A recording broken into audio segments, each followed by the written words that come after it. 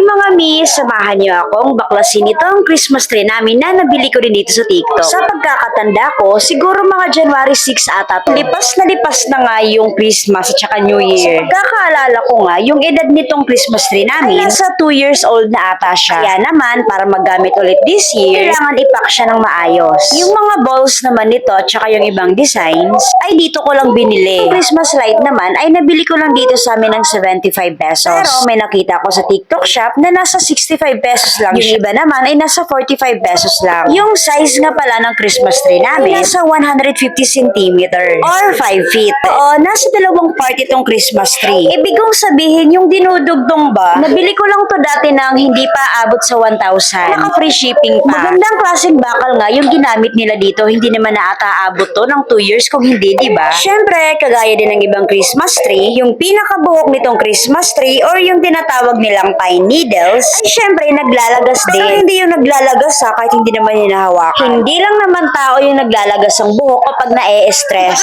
Ito kasing Christmas tree namin ay malang-malang sa akin. Pero sa tingin ko nga, mas matibay itong Christmas tree kaysa sa buhok ko. Ganitong klaseng packing nga yung ginamit ko sa kanya. Balak ko kasing ibigay na to sa mama ko. Kasi may bago na naman ako nakitang Christmas tree. Yung gusto ko kasing Christmas tree this year, yung slim type. Pero hindi naman ibig sabihin na porket ipapamana ko na to sa mama ay hindi na siya matibay. Kaya ko nga may papamana pa kasi nga napakatibay. Kung gusto mo rin ang affordable na Christmas tree na kagaya nito, ilalagay ko na lang yung link sa comment section or sa yellow bag. Bye!